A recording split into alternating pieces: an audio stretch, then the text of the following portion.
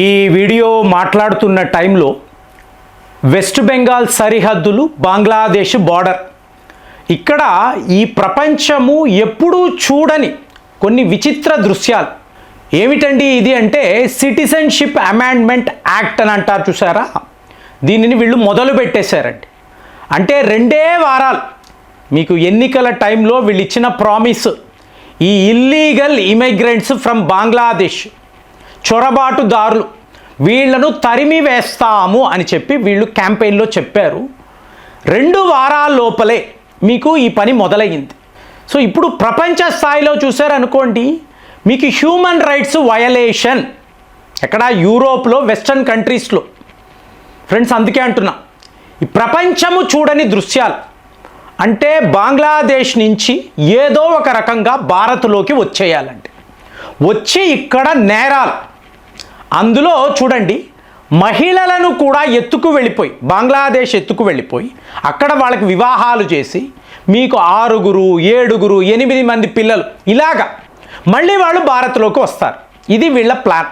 ఇందులో మాదక ద్రవ్యాలు ఉంటాయి, ఆయుధాలు ఇవన్నీ ఉంటాయి కదా. కానీ సిట్యువేషన్ చెప్తున్నాను బార్డర్ వద్ద.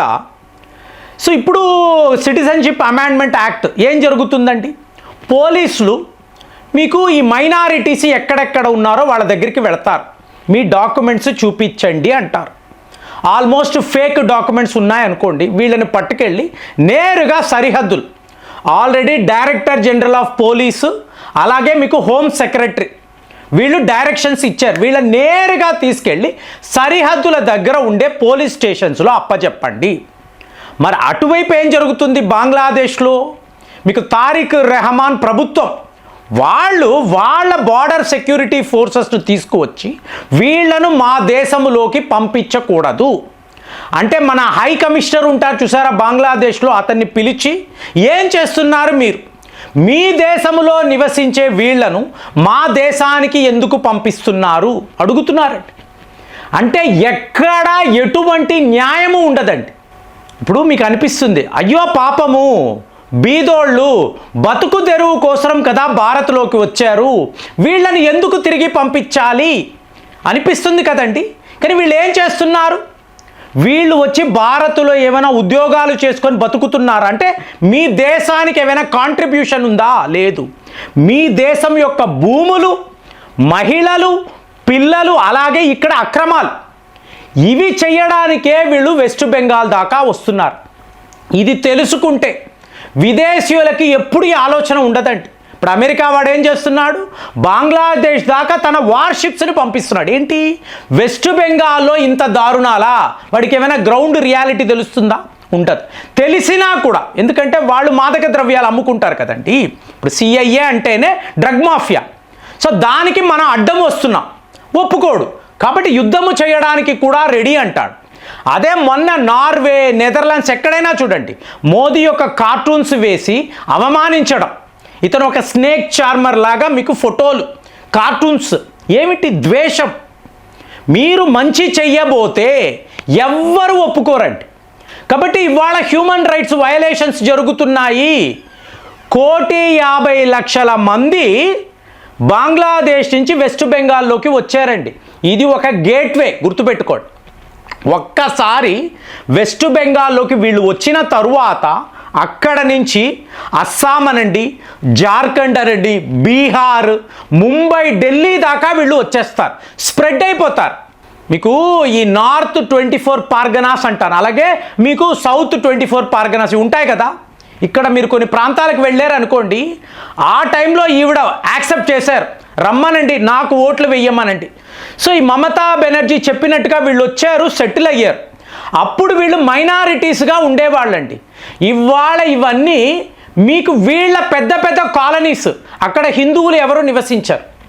సో ఇదంతా మీరు అక్కడికి వెళ్ళినప్పుడే తెలుస్తుందండి. మీరు లిటరల్గా బంగ్లాదేశ్ సరిహద్దు అంటారు, అక్కడ ఉండే భూములంతా మనవి. అసలు ఆ దేశమే మనది కదండి, మనము కదా వాళ్ళకి లిబరేషన్ అని ఇప్పించాము. ఇవాళ మీకు పరిస్థితులు చూడండి. అంటే ఇదంతా డెలిబరేట్గా చేయడం అండి.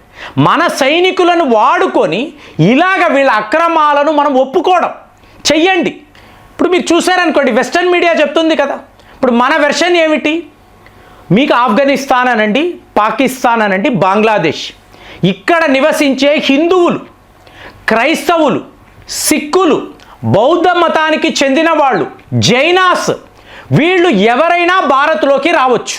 వచ్చేయండి, అక్కడ మీకు సురక్షితమైన ఒక మంచి లైవ్లీహుడ్ అనేది లేదు. కాబట్టి మీరు వచ్చేయండి, మేము యాక్సెప్ట్ చేస్తాం.